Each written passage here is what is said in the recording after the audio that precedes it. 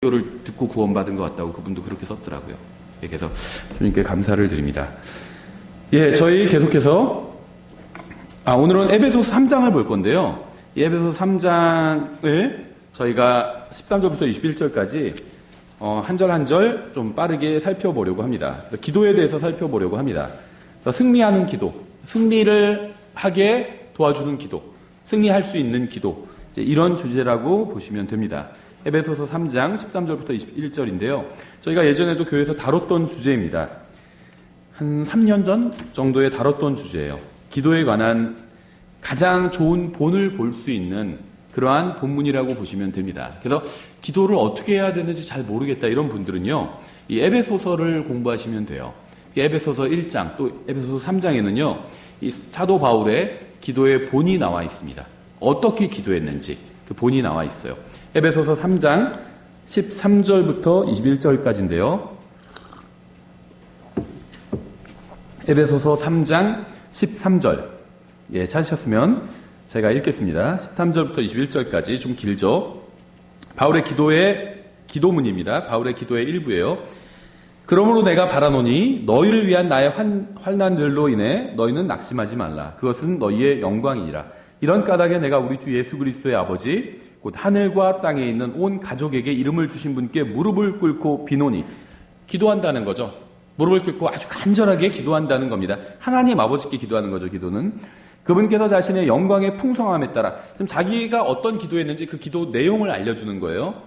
그분께서 자신의 영광의 풍성함에 따라 자신의 영을 통해 성령님이 속사람이 능력으로 강건하게 됨을 너희에게 허락하시며, 믿음을 통해 그리스도께서 너희 마음속에 거하게 하시고, 또 너희가 사랑 안에서 뿌리를 내리고 털을 잡아 모든 성도들과 함께 너비와 길이와 깊이와 높이가 어떠함을 능히 깨닫고 지식을 뛰어넘는 그리스도의 사랑을 알아 하나님의 모든 충만하심으로 충만하게 되기를 구하노라.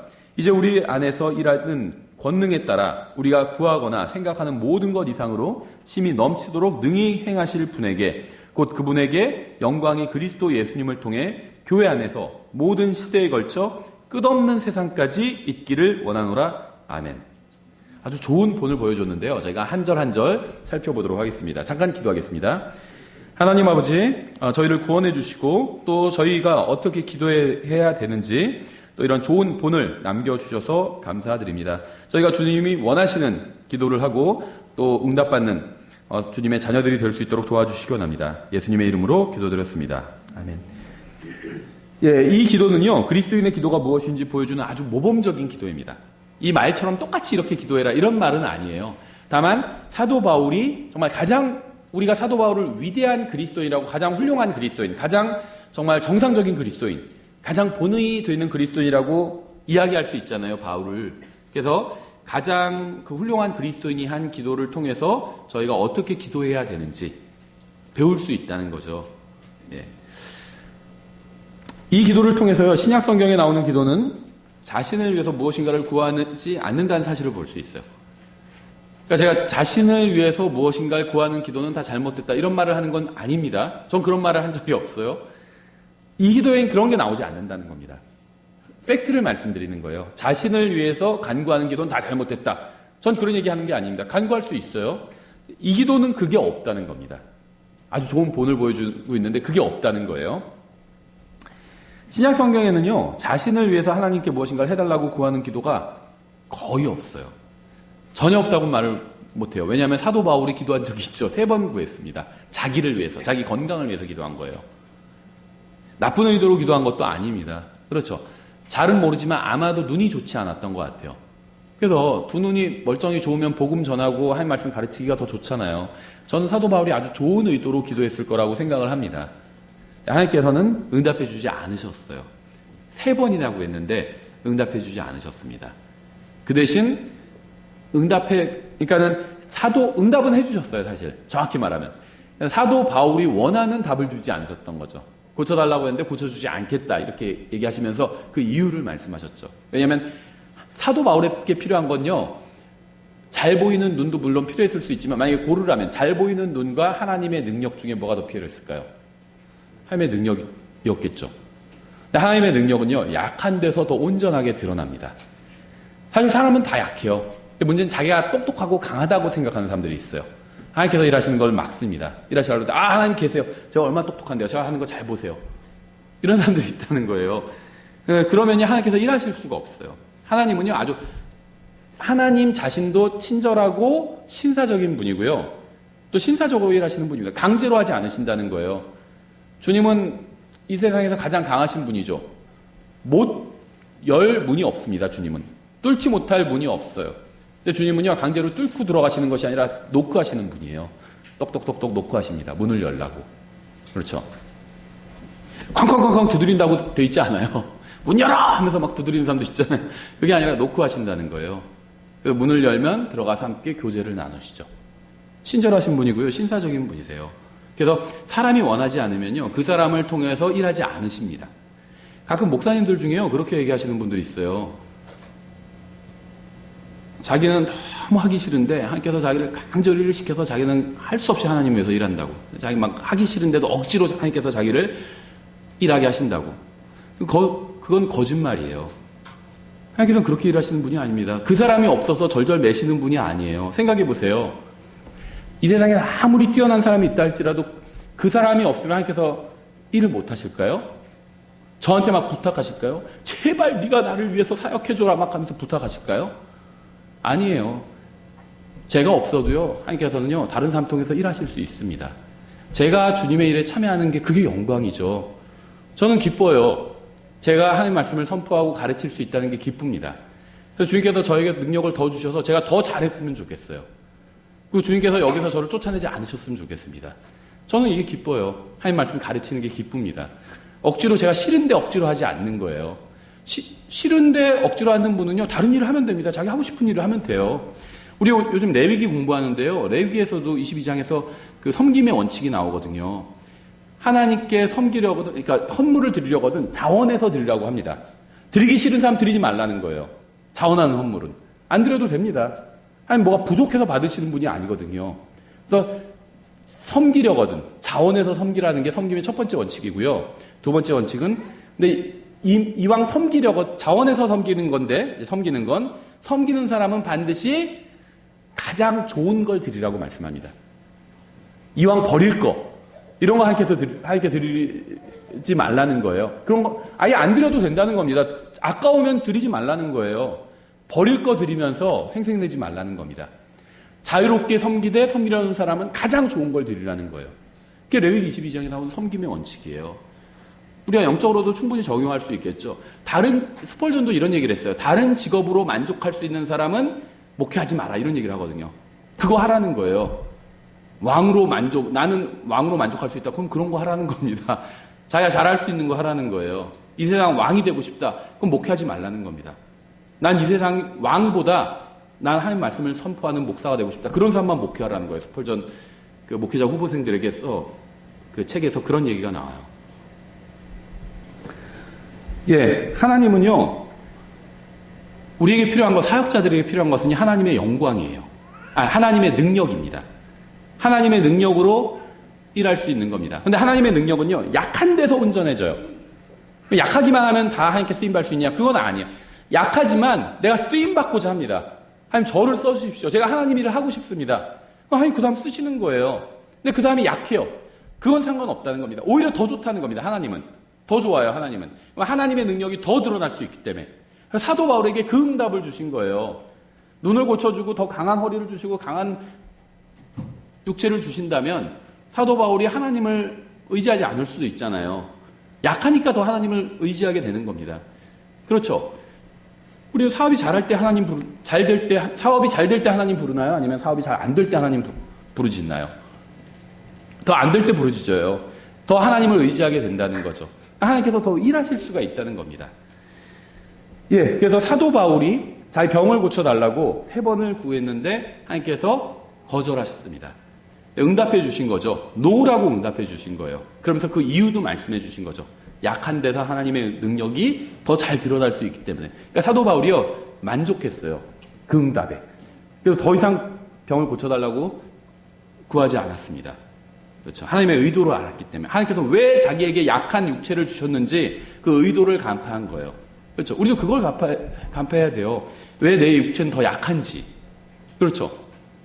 왜 내 머리는 더 나쁜지, 다른 사람보다. 하나님을 더 의지하게 되잖아요. 예. 목적이 있다니까요. 왜 남 더 못났는지, 다른 사람보다. 하나님의 능력이 더 내 안에서 온전하게 되게 하기 위해서 그렇게 해주신 거예요. 신약성경에 나온 모든 기도는요, 하나님의 영광과 다른 사람들의 유익을 구하는 기도였습니다. 기도는요, 신앙생활의 핵심적인 부분 중에 하나예요. 그런데 대부분의 그리스도인들이 하는 기도는요, 하나님의 뜻을 이루기 위한 것이나 다른 형제 자매들을 위한 게 아니라 자신의 육신의 욕망을 채우기 위한 기도인 경우가 굉장히 많습니다. 야고보서에서는 너희가 구하여도 받지 못하면 그것을 너희의 정욕에 쓰려고 잘못 구하기 때문이라 이렇게 말씀하고 있죠. 이기적인 동기로 하는 기도는요, 응답받을 수가 없습니다. 응답받을 수 없다는 건 무슨 말이냐면요, 하나님께서 응답해 주지 않으신다는 거예요. 마귀가 응답해 줄 수도 있겠죠. 그렇죠? 하나님 저에게 능력을 주셔서 제가 더 사기를 잘 치게 해주십시오. 그랬더니 막 사기를 잘 칠 수 있는 아이디어가 막 떠올라요. 하나님께서 응답해 주신 게 아니에요. 마귀가 응답해 준 겁니다. 하나님께서는 이기적인 기도에 응답해 주신다고 약속하신 적이 없습니다. 기도하는 사람의 마음이 하나님의 마음과 하나가 되고 하나님의 뜻에 동의하게 하는 것이 바로 기도예요. 기도의 목적이 뭐냐면요, 생각해 보세요. 하나님께서 모든 걸 다 아십니다. 내가 구하기 전에도 나에게 필요한 게 뭔지 아세요, 하나님께서는. 근데 왜 기도하라고 하실까요? 다 아시는데. 무슨 요식 절차, 행인가요? 절차인가요? 그게 아니죠.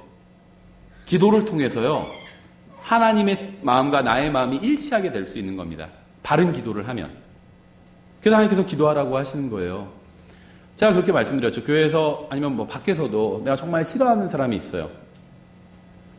나는 그 사람이 너무 싫은데 예수님께서는 그 사람을 위해서도 죽어주셨잖아요. 그럼 내가 그 사람을 싫어하는 게 합당하지가 않죠. 예를 들면 어떤 교회 내에서 예수님을 믿고 구원받은 어떤 사람이 있는데 나는 그 사람이 너무 싫어요. 그 사람도 날 싫어하고. 근데 예수님께서는 그 사람을 미워하지 않으시잖아요. 그 사람을 위해서 죽어주셨고요. 그 사람의 아버지가 되시잖아요, 하나님이. 그럼 내가 그 사람을 싫어하는 게 합당하지 않죠. 그랬을 때 내가 뭘 할 수 있을까요? 마음이 그 사람이 싫은데.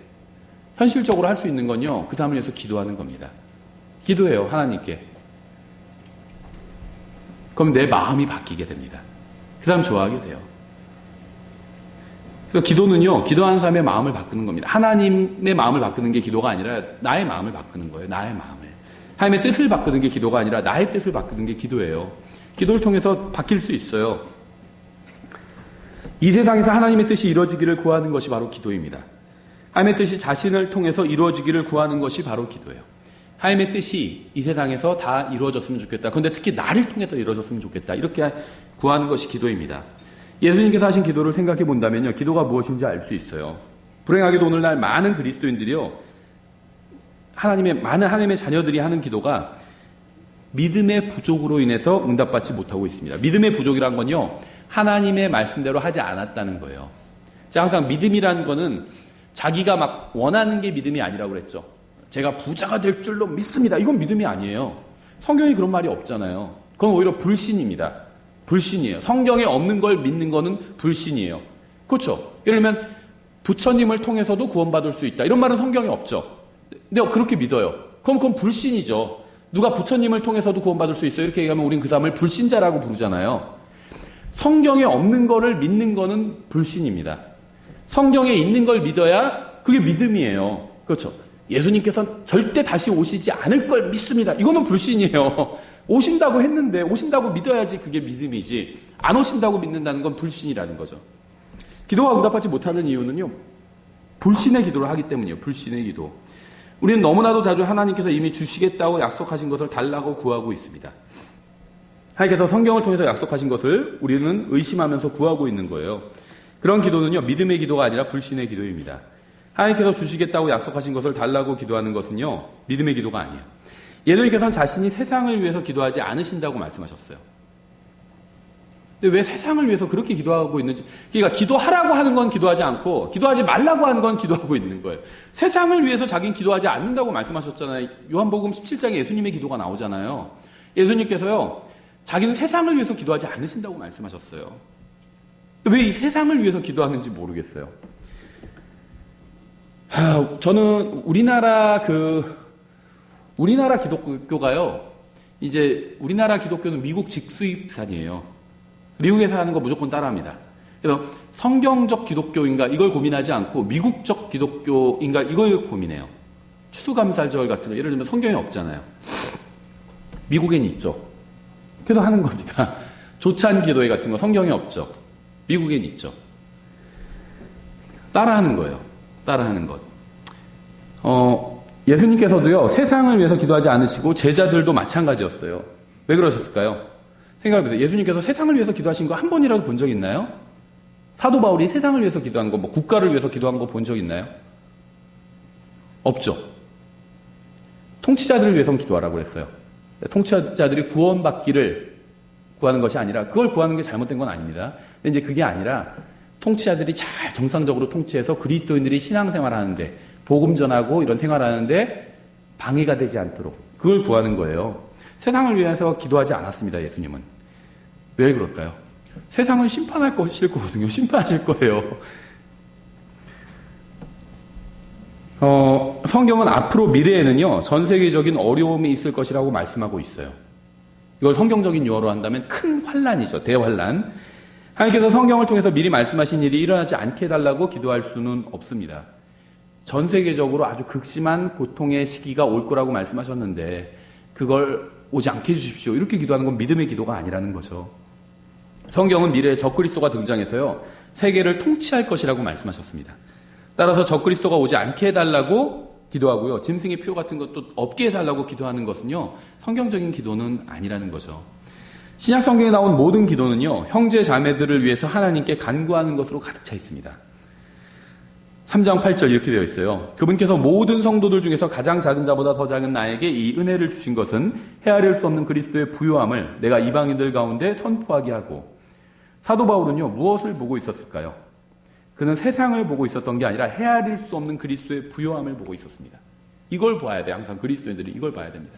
세상, 정치 돌아가는 거, 그냥 뉴스 같은 거 들을 수는 있죠. 저도 뭐 뉴스 듣습니다. 차 운전하고 갈 때 뉴스 들어요. 근데 그것만 바라보고 있으면 안 돼요. 거기 답이 없어요. 답이 없습니다. 여러분이 가장 좋아하는 정치인이 정권 잡는다고 해서 뭐 답이 있을 것 같아요. 답 없어요. 저도 좋아하는 정치인은 있어요. 그 사람이 정권을 잡아도요, 답은 없습니다. 예수님께서 통치하시기 전에는 답은 없어요. 그래서 이 세상을 바라본다는 거는 이제 거기에 소망을 품지 말라는 거예요. 와, 이번에 뭐 정권이 바뀌면 잘 되겠지? 잘 되지 않을 거예요. 아니면 지금 정권이 계속 정권을 유지하면 잘 되겠지? 잘 되지 않을 거예요. 미안하지만. 헤아릴 수 없는 그리스도의 부요함을 봐야 돼요. 이게 그리스도인이에요. 헤아릴 수 없는 그리스도의 부요함. 그럼 세상이 얼마나 초라한지를 알게 됩니다. 얼마나 빈곤한지, 영적으로. 이것이 바로 사도 바울이 낙심하지 않을 수 있었던 비결이에요. 사도 바울의 당시의 정치적인 상황이 어땠을까요? 최악이었죠. 독재자, 네로가 통치하던 시기, 최악의 시기였죠. 그리스도인들 막 잡아 죽이던 시기였어요. 불질러 놓고는 그리스도인들이 불질렀다 이렇게 뒤집어 씌우고요, 박해하던 시기였어요. 지금은 그러지는 않잖아요. 그렇죠. 우리나라 대한민국 건국 이래 그랬던 적은 없어요. 그렇죠. 어떤 뭐 대통령들이 호불호가 갈릴 수는 있어도 어느 대통령도요, 불질러 놓고 그리스도인들이, 기독교인들이 불질렀다 이렇게 뒤집어 씌운 사람은 없어요. 그렇죠. 잡아 죽인 사람도 없고. 바울은요, 미국이나 북한이나 정치인들을 보고 있지 않고요, 전능하신 하나님의 권능을 보고 있었습니다. 하나님의 부요함, 이걸 보고 있어서 이게 승리하는 신앙의 비결이에요. 하나님의 부요함에 우리 시선이 가 있어야 돼요. 항상. 사도 바울이 어떠한 환경에서도 낙심하지 않았던 이유는요, 그의 마음과 생각이 바른 것으로, 하나님의 부요함으로, 예수 그리스도로 가득 차 있었기 때문이었습니다. 9절에 이렇게 되어 있어요. 우리 이제 읽은 본문의 앞부분을 좀 보는 겁니다. 문맥 파악을 위해서. 또 예수 그리스도에 의해 모든 것을 창조하신 하나님 안에 세상이 시작된 이래로 감춰준 이 신비에 참여하는 것이 무엇인지 모든 사람들이 보게 하려 하심이라. 그 목적은 그분께서 이제 교회를 사용하사 하늘의 처소들에 있는 정사들과 권능들에게 하나님의 갖가지 지혜를 알게 하려 하심이라. 이것은 곧 그분께서 그리스도 예수 우리 주 안에서 작정하신 영원하신 목적에 따른 것이라. 그리스도 안에서 우리가 그분의 믿음을 통해 담대함을 가지며 또 확신 있게 나아감을 얻느니라. 사도 바울이 구했던 것은요, 교회를 통해서 하나님의 위대한 영광과 지혜와 능력을 모든 사람들이 보게 하는 것이었습니다. 사도 바울은 정치 문제나 경제 문제나 사회 문제를 걱정하지 않았어요. 동성연애자들 너무 늘어나고 있다. 동성연애자들이요, 소돔과 고모라, 창세기부터 나와요. 많았어요. 한 마을이 전체가 다 동성연애자 마을일 정도로 그렇게 많았어요.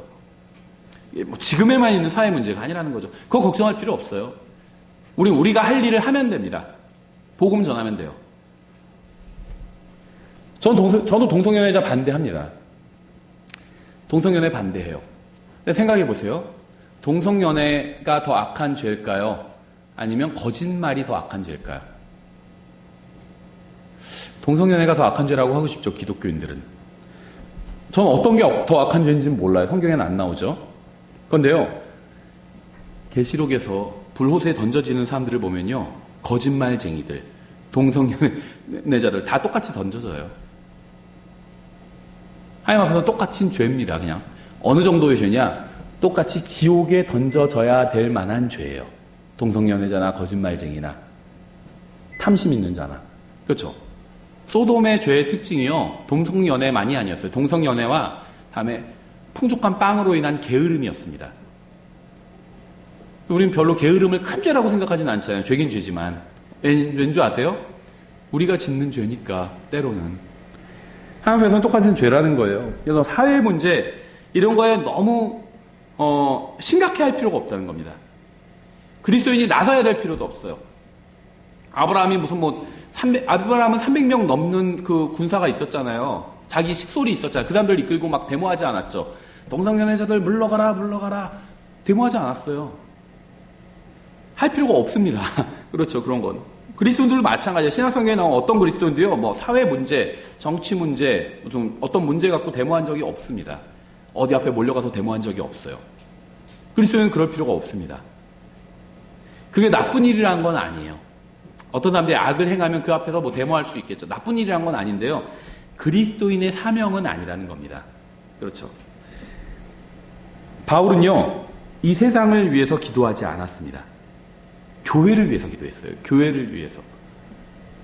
세상은요, 잘 될 수가 없습니다. 이 세상의 신은 마귀예요. 근데 교회는 잘 될 수가 있어요. 우리의 머리는 예수님이잖아요. 우리의 아버지는 하나님 아버지잖아요. 성령님께서 우리 안에, 교회 안에 들어와 계시잖아요. 잘 될 수가 있는데 교회가 정신 차리지 못하고 딴 데서 헛짓하고 있는 거예요. 우리에게 주어진 인생이 있잖아요. 소중한 일을 하라고 주신 거거든요. 쓸데없는 일을 하고 세상 사람들처럼 살라고 주신 게 아니에요. 세상 사람들 걱정하는 거 똑같이 걱정하면서 살라고 주신 게 아니에요. 하나하나의 기회거든요. 생각해 보세요. 성경을 믿는다면 예수님께서 오시죠. 예수님께서 오시면요, 우린 그리스도의 심판석에서 우리가 구원받고 나서 살았던 인생에 대해서 판단을 받게 됩니다. 주님께. 하나님의 말씀을 통해서. 뭐라고 말씀하실까요? 왜 더 좋은 직장에 들어가지 못했는지 이런 것 물어보실까요? 안 물어보시겠죠. 영원한 게 뭔지, 영원히 가치 있는 게 뭔지, 왜 국가를 바꾸지 못했는지 이런 거 물어보실까요? 그런 명령을 우리에게 하신 적도 없어요. 너는 왜 대한민국 정치 사회 문제에 무관심했느냐 이런 거 물어보실까요? 대한민국 정치 사회를 바꾸라고 우리에게 명령하신 적이 있나요? 세상을 변화시켜라 이런 명령하신 적이 있나요? 없어요.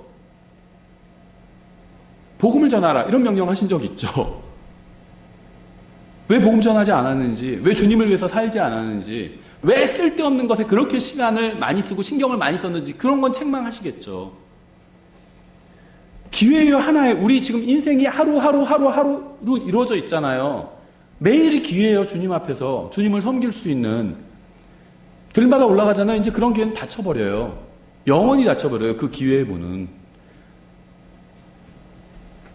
잘 생각해야 돼요. 그래서 인생을, 이 소중한 인생을 어디에 써야 될지를. 바울은요, 교회를 위해서 기도했어요. 교회가 좀 정신 좀 차리라고. 쓸데없는 일에 시간 낭비하지 말라고. 영원한 것에 시간을 쓰도록, 인생을 쓰도록 성도들이 교회를 위해서 기도했다는 겁니다.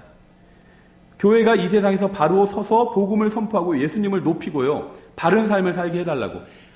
교회를 통해서 하나님의 영광을 보여주는 게 하나님의 목적이라고 그랬잖아요. 교회를 통해서 영광을 보여주도. 교회가 다른 게 교회가 아니에요. 우리가 교회예요. 그리스도의 몸을 이루고 있잖아요. 또 우리가 지역교회를 이루고 있잖아요. 우리가 교회 한 사람 한 사람 모여서 우리를 통해서, 나를 통해서 하나님의 영광이 드러나는지 한번 생각해 보시라는 겁니다. 사도 바울이 그걸 기도했다는 거예요. 딴 걸 기도한 게 아니라. 정치적인 상황이나 경제적인 상황이나 교육 문제, 국방 문제, 이거보다 더 중요한 것은요, 하나님의 능력과 지혜와 영광이 교회를 통해서 이 세상에 드러나는 겁니다. 그런 게 중요하지 않다는 게 아니에요. 중요해요. 그거보다 하나님의 능력과 지혜와 영광이 교회를 통해서, 우리를 통해서 이 세상에 드러나는 게 훨씬 더 중요한 문제라는 겁니다. 이 세상이 썩었다고 한탄할 게 아니라요, 교회인 우리가 주님 앞에서 정결하지 못한 것을 한탄해야 합니다. 이 세상 사람들이 쓸데없는데 돈을 낭비한다고 한탄할 게 아니라 교회인 우리가 어디에 돈을 쓰고 있는지 생각해 봐야 돼요. 아, 왜 예산을 저런 데 낭비하지? 왜 사람들은 자꾸 쓸데없는데 저렇게, 쓸데없는 거 저렇게 조형물 막 만들고 몇 억짜리 만들고 막 그러잖아요, 지자체에서. 왜 쓸데없는데 돈 저렇게 낭비하지? 그거보다 더 큰 문제가 뭔지 아세요? 나에게 맡겨주신 걸 나는 어떻게 썼는지, 이게 더 큰 문제예요, 나한테는. 하나님께서요, 우리가 그리스도의 심판석 앞에 가면요, 뭐 어디 합천에 있는 무슨 조형물, 그거 왜 그렇게 쓸데없이 낭비했니? 이런 거 묻지 않으실 겁니다, 우리에게는. 우리에게는 뭘 물어보실까요? 나에게 주신 재물, 나에게 주신 시간, 나에게 주신 지능, 나에게 주신 능력, 이것을 어디에 썼는지, 어떻게 썼는지, 그걸 물어보실 거예요. 그렇죠? 이 세상이 잘못된 길로 가고 있다고 한탄할 게 아니라요, 그들을 위해서 교회가 말씀을 선포하고 있지 않은 것을 한탄해야 합니다. 이 세상이 하나님의 영광을 드러내지 못함을 한탄할 게 아니라 교회가 하나님의 영광을 드러내지 못함을 한탄해야 돼요. 이 세상의 신은 사탄이에요. 이 세상이 하나님의 말씀 반대로 가는 건 어떤 의미에서는 정상입니다. 그렇죠? 이 세상의 신이 사탄이니까 이상할 게 전혀 없어요. 동성연애를 하고 뭐 더한 짓을 해도요, 이상할 게 전혀 없습니다. 이 세상의 신이 사탄이에요. 근데 문제는요, 교회가 왜 이상한 짓을 하고 있냐는 겁니다. 교회가. 인생을 왜 쓸데없는 데 낭비하냐는 거예요, 교회가. 그렇죠? 왜 더 주님을 위해서 살아야 되는 것에 집중하지 못하냐는 거예요. 다른 사람 얘기하는 게 아니라 우리 얘기하고 있는 거예요, 우리 얘기. 헐리우드나 디즈니가 복음을 전하는 게 아니라 교회가 복음을 전해야 됩니다. 학교가 성경을 가르치는 게 아니라 교회가 성경을 가르쳐야 돼요. 하나님께서는 자신의 교회를 통해서 일하십니다. 에베소에 있는 성도들이 낙심한 이유는요, 하나님이 아닌 세상을 바라봤기 때문이었어요. 세상 바라보면 낙심하게 되어 있습니다. 하나님의 권능이 아니라 세상의 권능을 바라봤기 때문에 낙심한 겁니다. 그래서 사도 바울은요, 하나님 앞에 나와서 에베소 성도들을 위해서 기도한 거예요. 우리가 서로를 위해서 무엇을 해야 할까요? 우리는 서로를 위해서 기도해야 됩니다.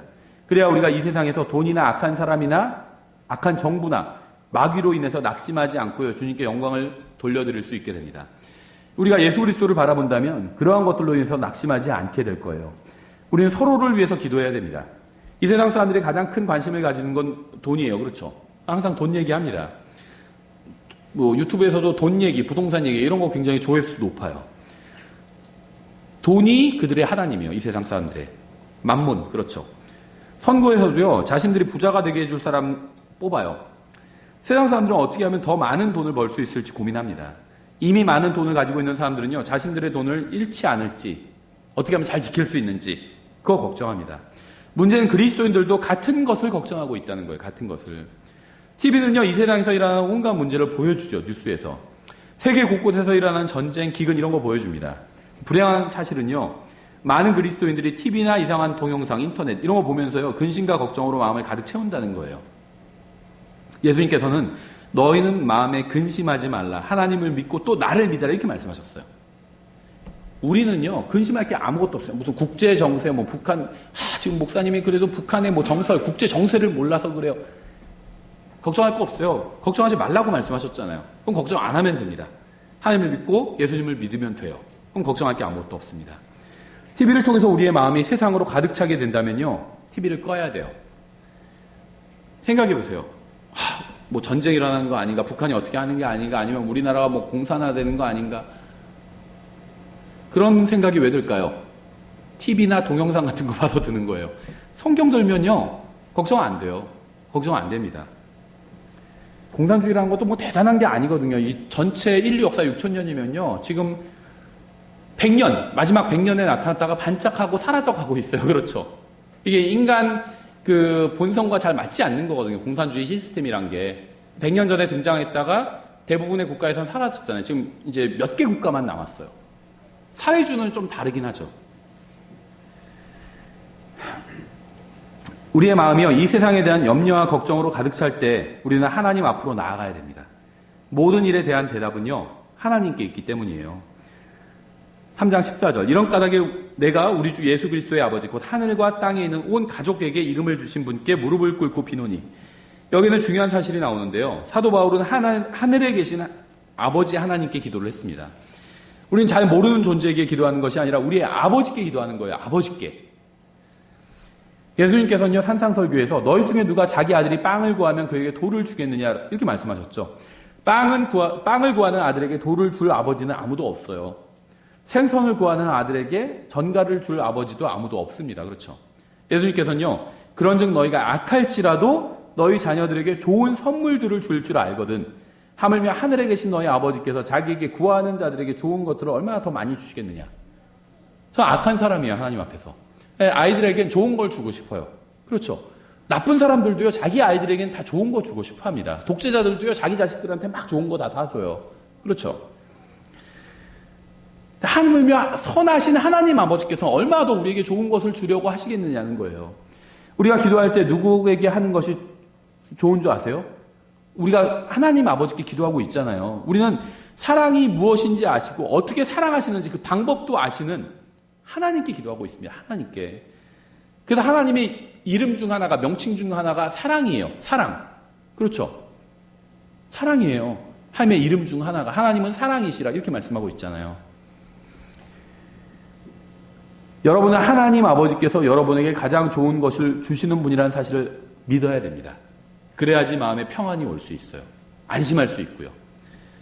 16절. 그분께서 자신의 영광의 풍성함에 따라 자신의 영을 통해 속사람이 능력으로 강건하게 됨을 너에게 허락하시며. 이걸 구했다는 거죠. 성경은요, 그분께서 자신의 영광의 풍성함에 따라 자신의 영을 통해 너희를 부자가 되게 하시며 이렇게 되어 있지 않아요.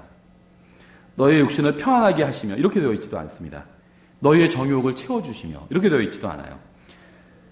그분께서 자신의 영광의 풍성함에 따라 자신의 영을 통해, 성령님을 통해죠, 속사람이, 새로 태어난 사람이에요. 속사람이 능력으로 강건하게 됨을 너에게 허락하시며. 겉사람이 아닙니다. 육신의 안락함이 아니에요.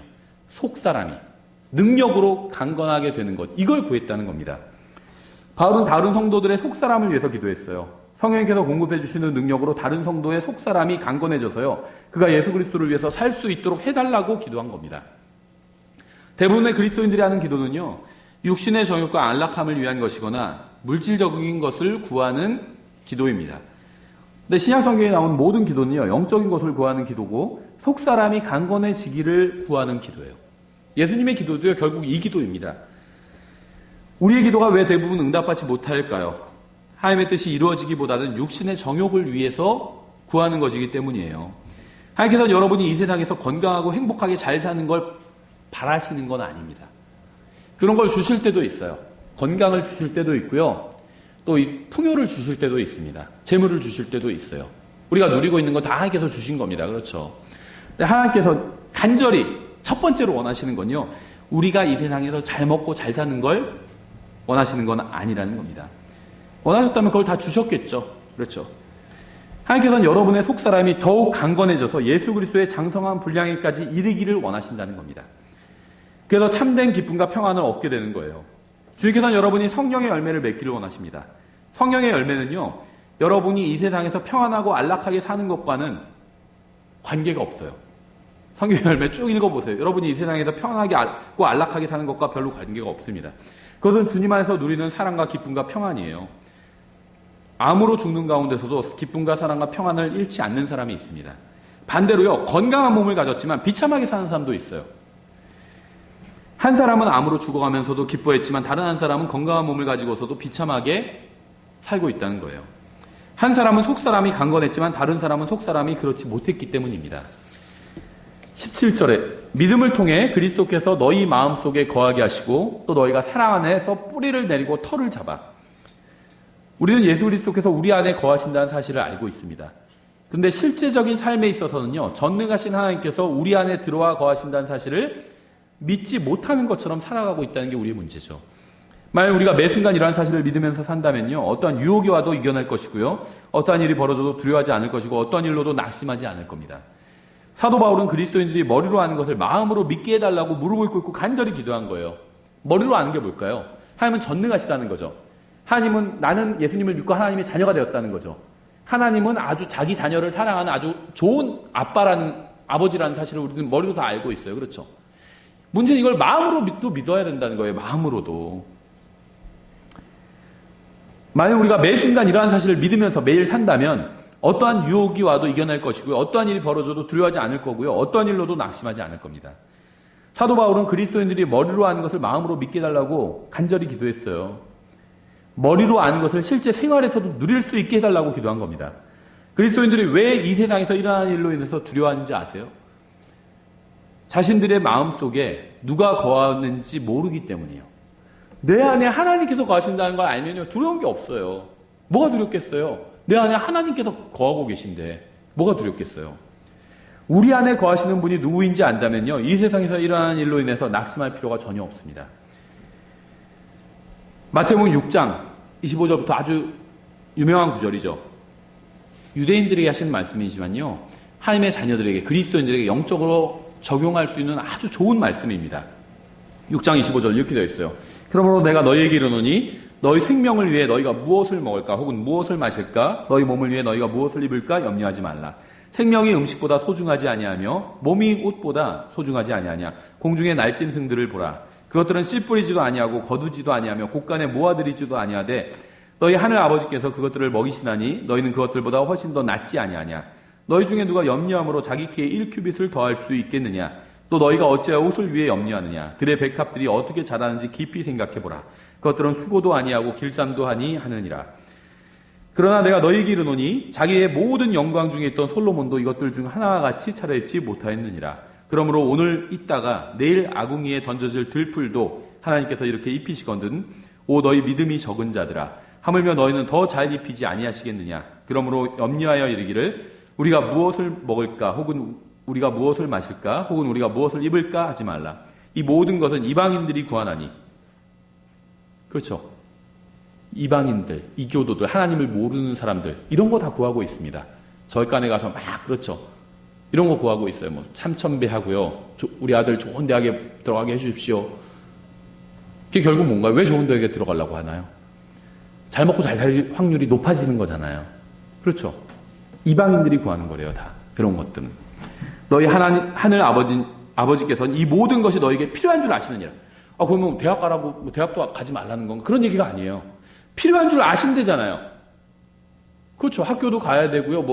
뭘 배워야 되죠. 학교 가가지고, 뭐 기술도 배우고, 뭘 배우고, 앞으로 이 세상에서 먹고 살 거를 배우는 거잖아요. 필요한 일들입니다.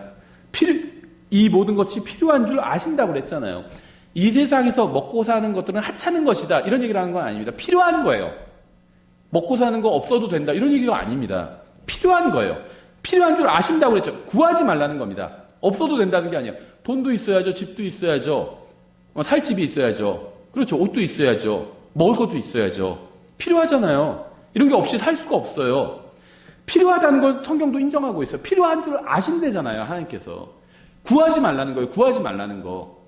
필요한 걸 부인하는 게 아닙니다. 필요해요. 먹고 살아야죠. 필요합니다. 구하지만 말라는 거예요. 그렇죠. 구하지 말라는 겁니다. 아버지께서는 이 모든 것이 너에게 필요한 줄 아시느니라. 오직 너희는 첫째로 하나님의 왕국과 그분의 의를 구하라. 그리하면 이 모든 것을 너에게 더하시리라. 주신대요. 필요한 거 다 주신다고 합니다. 주신대요. 그러니까 필요한 건 구하지 말고요. 우리가 필요 없다고 생각하는 것들 있잖아요. 하나님의 왕국과 그분의 의. 이런 거 구하시나요? 이런 거 필요하다고 생각하시나요? 평소에? 막 빨리 하시다가 하나님의 왕국과 의가 필요해 이러시나요? 생각 안 해요. 의식적으로 생각하지 않으면. 항상 돈 걱정하고요. 그런 거 걱정하죠. 그건요, 자동으로 걱정이 됩니다. 육신을 입고 있는 한. 그래서 그런 건 구하지 말라는 거예요. 구하지 않아도 자동으로 항상 그 생각하잖아요. 그래서 우리가 자동으로 생각하지 않는 것. 하나님의 왕국, 의, 누구에게 복음 전해야 되는 것. 이게 다 왕국과 의와 관련이 있는 거예요. 하나님의 의. 나 하나님의 의를 갖고 있죠. 근데 저 사람은 하나님의 의가 없어요. 그럼 저 사람도 어떻게 하면 하나님의 의를 가질 수 있을까? 이런 거 구하라는 겁니다. 그렇죠. 그리하면 이 모든 것을 너에게 더하시리라. 예수님께서 하신 말씀이잖아요. 사도 바울이 왜 에베소 성도들의 속사람을 위해서 기도했는지 아세요? 왜 그는 다른 그리스도인들의 물질적인 필요가 아닌 속사람을 위해서 기도했을까요? 바울은 하나님께서 이미 그리스도인들의 모든 물질적인 필요를 아시고 공급해 주신다는 사실을 믿고 있었기 때문이에요. 구하지 않아도 돼요. 구하지 않아도 돼요. 그래서 전 물질적인 거 물론 구할 때는 있지만요. 뭐 매일 막 자주 구하지는 않아요. 어떤 거 하나님께서 주셨으면 좀 좋겠다 이런 생각할 때는 있지만은 구하지는 않아요. 필요한 걸 아신다고 했잖아요. 그럼 어떻게 해야 되는지 아세요? 그렇다고 물질적인 걸 하나도 얘기하지 않지는 않습니다. 감사를 드려요. 먹을 거 주셔서 감사합니다. 먹을 거 구하지 않아도 돼요. 구하지 않아도 다 주신다고 했잖아요. 필요한 줄 아신다고 했잖아요. 감사를 드리는 건 괜찮아요. 항상 이렇게 먹을 걸 주셔서 감사합니다. 그렇죠. 제가 살 수 있는 집 주셔서 감사합니다. 그렇죠. 제가 입고 나갈 옷 주셔서 감사합니다. 감사하는 게 중요해요. 구하는 것보다 제가 봤을 땐 그리스도인들은 먹을 거, 입을 거, 집 뭐 이런 거 구하지 말고요. 이미 주신 것에 감사해 보세요. 하나님께서 더 주시려고 할 겁니다. 그러면 그렇죠. 주님께서는요, 우리를 먹이고 입히실 것을 약속해 주셨어요. 따라서 우리의 마음이 물질적인 것으로 가득 차서 염려하거나 걱정하지 말라고 하셨습니다. 주님께서 우리의 마음이 하나님의 왕국과 그분의 의로 가득 차기를 원하십니다. 그런데 우리는요, 대부분의 기도 시간을 어떻게 보내는지 아세요? 물질적인 것들을 구하는데 우리의 기도 시간을 낭비해 버립니다. 마치 하나님께서 우리에게 공급해 주지 않으시는 것처럼 우리는 하나님께 물질적인 것을 달라고 구하는 데에만 시간을 보내고 있다는 거예요. 다 주신다고 했는데, 필요한 거 아신다고 했는데, 아시는 거 왜 자꾸 얘기해요? 아는 거. 그렇죠? 하나님께서 이미 아신대요. 내가 뭐가 필요한지. 가서 또 달라고 그러고. 아신대요. 달라고 안 해도 돼요. 아신대요. 하나님께서. 그래서 제가 기도는 우리 마음을 하나님의 마음과 일치시켜주는 거라고 처음에 말씀드린 이유가 이거예요. 하나님의 왕국과 의가 필요한지도 아시겠죠? 근데 그건 왜 구할까요? 우리가 항상 잊고 살잖아요. 그래서 그걸 구하라고 말씀하고 있는, 기도를 통해서요, 하나님께 돌아오라는 거예요. 돌아오라는 거. 기도하지 않는 것보다 뭐라고 달라고 기도하는 게 낫겠죠. 근데 기도하러 와서요, 자기로 가득 차 있는 거, 물질적인 걸 구하는 기도만 하는 건 자기로 가득 차 있는 겁니다. 자기 생각만 해요. 아, 나에게 이게 필요한데, 나한테 이게 필요한데, 아, 돈이 지금도 있지만 그래도 좀 더 있어야지 마음이 편할 것 같은데. 자기 생각만 하는 거예요. 그거 하지 말라는 겁니다. 하나님의 왕국과 의를 생각하면서 자기만 생각하는 사람은 없어요. 그렇죠? 생각해보세요. 하나님의 왕국.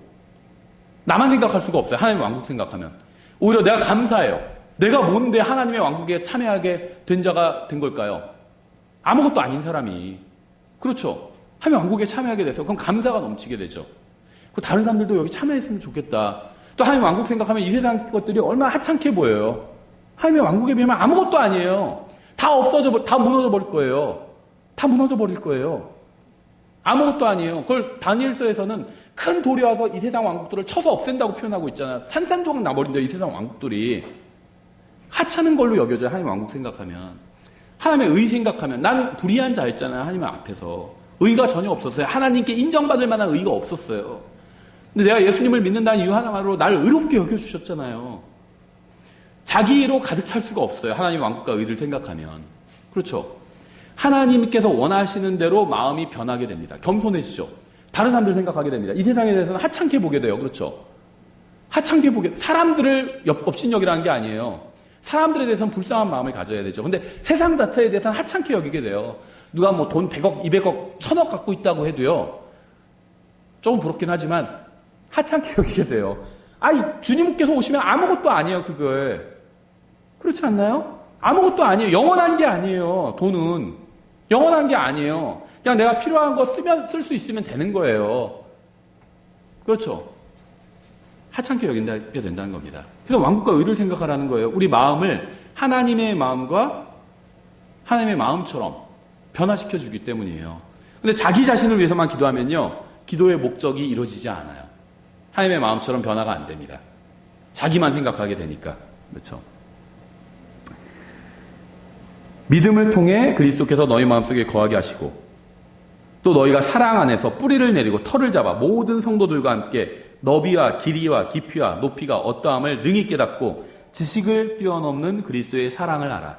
하나님의 모든 충만하심으로 충만하게 되기를 구하노. 저는요, 독립침례교회, 킹제임스 성경 믿는 성도들이 가장 명심해야 될 구절, 세 손가락 안에 드는 구절이라고 생각합니다. 이 에베소서 4장 17절부터 19절이. 어떤 분들은요, 이 모든 너비와 길이와 깊이와 높이가 이 우주의 크기를 말하는 거다 이렇게 얘기하는 분도 있어요. 킹제임 성경 이제 믿는 분들 중에 그렇게 안 믿으면 그 사람 성경 모르는 거다 막 이렇게 공격하는데요. 여기 지금 우주 얘기가 나오나요? 하나님의 사랑이 주제예요. 지금 그렇죠. 하나님의 사랑의 크기를 얘기하고 있는 거예요. 우주의 크기를 얘기하는 게 아니라. 여기서 말하는 너비와 깊이와 길이와 높이가 뭘까요? 이것이 무엇인지 알기 위해서는요, 문맥을 봐야 돼요. 17절에서 사랑 안에서 뿌리를 내리고 털을 잡는다고 하고 있고 19절에서는 그리스도의 사랑을 알라고 말씀하고 있죠. 하나님의 사랑이 주제예요. 우주의 크기 얘기하고 있는 것이 아니라는 겁니다. 사도 바울은 다른 그리스도인들이 그리스도께서 그들을 사랑하고 계신다는 사실을 알게 해달라고 구했어요. 절망한 그리스도인이 있잖아요. 그럼 그 사람을 위해서 기도해야 돼요. 뭘 기도해야 될지 잘 모르겠죠. 절망하고 있는지 좀 힘을 주십시오. 저도 그렇게 기도할 때가 있거든요. 근데 그것 좋은 기도인데요. 더 좋은 기도는요, 저 형제가 절망하고 있는데 하나님께서 저 형제를 얼마나 사랑하는지 그걸 저 형제가 좀 알게 해주십시오. 이렇게 기도하면 됩니다. 하나님이 나를 사랑하신다는 걸 알면요, 절망하지 않게 돼요. 그렇죠. 빌 게이츠가 나를 사랑한다는 걸 알면 절망할까요?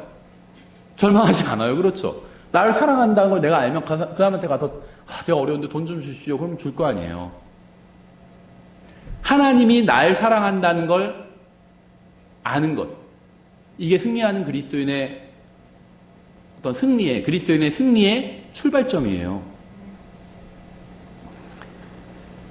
우리를 향한 그리스도의 사랑은 우리의 상상을 뛰어넘게 넓어서요, 헤아릴 수조차 없습니다. 우리를 향한 주님의 사랑은요, 매우 깊어서요, 그걸 측량할 수가 없어요. 우리를 향한 주님의 사랑이요, 너무 높아서요, 그걸 뛰어넘을 수가 없습니다. 바울은 그리스도인들이 주님의 사랑을 알게 해달라고 기도했어요. 십자가 위에서 자신의 목숨을 내어주신 그 사랑을 알게 해달라고 간구했습니다. 가장 사랑하시는 그 아들도 우리에게 주셨는데 뭐가 아까워서 아끼시겠어요. 예수님께서 십자가에 달리셨을 때요, 3시간 동안 어둠이 임했잖아요. 왜 그랬는지 아세요? 아버지 하나님께서 너무 괴로워서 불을 꺼버리신 거예요. 인간의 죄값을 해결하는 방법은 하나님께서 직접 십자가에서 죄값을 갚아주는 방법뿐이 없었어요. 근데 아들 하나님께서 그걸 자원해서 하시겠다고 나왔잖아요. 그래서 아버지 하나님께서 그렇게 하라고 하신 거예요. 아들 하나님께서 자기를 희생해서 십자가 위에서 저주가 되어주신 겁니다. 저주가 되어주신 거예요. 모든 죄인을 대신해서 죄인이 되신 거예요. 죄가 되신 거예요. 죄가. 저주가 되신 겁니다. 하나님 아버지께서는요, 그걸 허락하셨지만, 그 방법밖에 없다는 걸 아셨지만, 그걸 보시는 게 너무 괴로웠던 거예요. 그래서 우주에 불을 꺼버리신 거예요. 불을 꺼버리신 거죠. 차마 볼 수가 없었던 겁니다. 여러분, 자녀들 수술하는 거 볼 수 있으시겠어요? 못 봐요. 예를 들면 자녀가 무슨 사고가 났다, 수술한다, 부모가 그거 못 봅니다. 밖에 나가 있더라고요. 그렇죠? 볼 수가 없어요. 괴로워서. 하나님 아버지께서도요, 예수 그리스도께서 고난받으신 십자가 위에서 고통당하신 걸 보실 수가 없었어요. 불을 꺼버리신 거예요. 우리를 사랑해서 자신의 가장 아끼는, 가장 사랑하는 걸 희생하신 거예요, 하나님께서. 근데 뭘 아끼시겠어요? 주님께서 우리를 사랑하신 것은요, 우리가 사랑스러운 사람이기 때문이 아닙니다. 우리가 주님의 원수였을 때 주님께서 우리를 위해서 죽으셨습니다. 원수였을 때도 우리를 위해서 자신의 목숨을 내어주셨다면 자녀가 된 지금은 무엇을 아끼고 주지 않으시겠습니까? 그래서 바울은요, 주님께서 그들을 얼마나 사랑하시는지 예수 그리스도를 에베소 성도들이 알기를 원하신 거예요.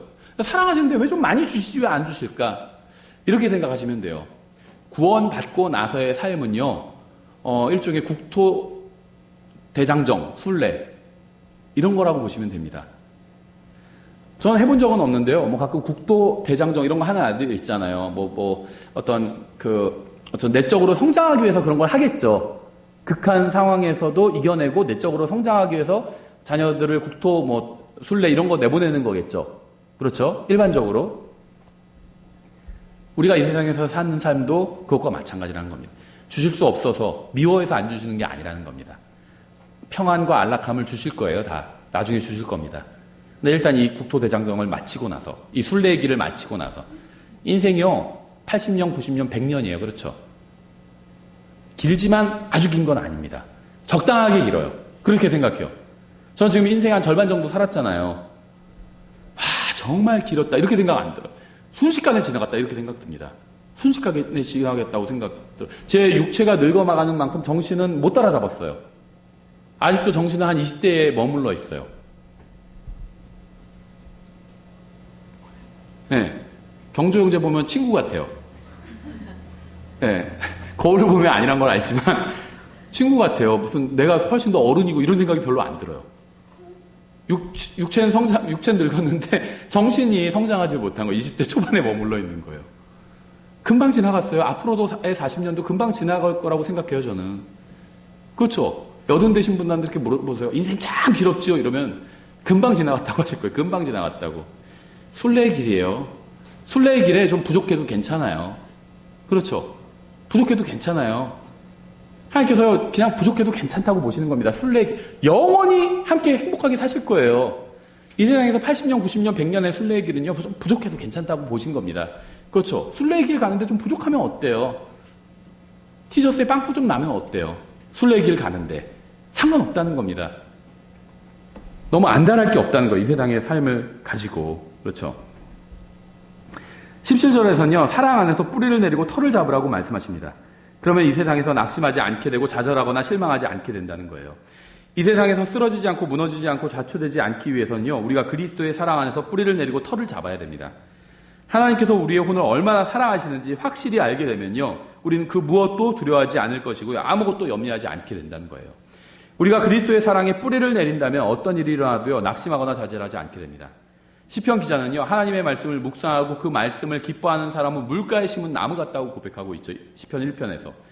하나님의 사랑에 뿌리를 내리고 털을 잡은 사람을 좌절시킬 수 있는 것은 아무것도 없습니다. 사업이 실패하고 뭐가 그런 거 갖고 좌절을 되지 않아요. 하나님이 나를 사랑하신다는 걸 아는 사람은요, 그런 거 갖고 좌절하지 않습니다. 그냥 이 세상에서의 순례의 길이 조금 불편해졌을 뿐이에요. 궁극적으로 엄청난 일이 생긴 건 아니에요. 그렇죠? 순례하다가 양말에 빵꾸가 난 거, 그런 거나 마찬가지예요. 큰일 난 건 아닙니다. 그렇죠? 양말에 빵꾸가 나지 않으면 더 좋죠. 양말에 빵꾸가 난 채로 순례하고 있는 거예요. 엄청나게 큰일이 일어난 건 아니라는 거죠. 집에 가면 돼요. 양말에 빵꾸 좀 나면 어때요? 집에는 훨씬 좋은 양말 100켤레가 있는데 상관없어요. 이 세상에서 삶이 그런 거예요. 그리스도인들에게는. 바울은 다른 그리스도인들이 하나님께서 그들을 얼마나 사랑하시는지 알게 해달라고 기도했습니다. 여기에 답이 있거든요. 이 세상에 있는 그 무엇이나 하늘에나 지옥에 있는 그 무엇도요, 우리를 향한 하나님의 사랑을 끊을 수가 없어요. 바울은 그 사랑의 너비와 깊이와 길이를 또 높이를 다른 그리스도인들이 알게 해달라고 간구한 거예요. 하나님의 사랑이 얼마나 큰지 그걸 알게 해달라고 간구한 겁니다. 모든 좋은 선물은 하나님 아버지께로부터 내려오잖아요. 모든 좋은 선물과 모든 완전한 선물은 위에서 오며 빛들의 아버지로부터 내려오거냐 그분께는 변함도 없고 회전하는 그림자도 없느니라. 하나님께서는 우리에게 필요한 모든 것을 주셨습니다. 그런데 변함이 없고 회전하는 그림자가 없으시대요. 무슨 말인지 아세요? 내가 뭘 좀 잘못한다고 해서 하나님의 마음이 변하지 않는다는 거예요. 징계는 하실 수 있어요. 사랑은 변하지 않는다는 겁니다.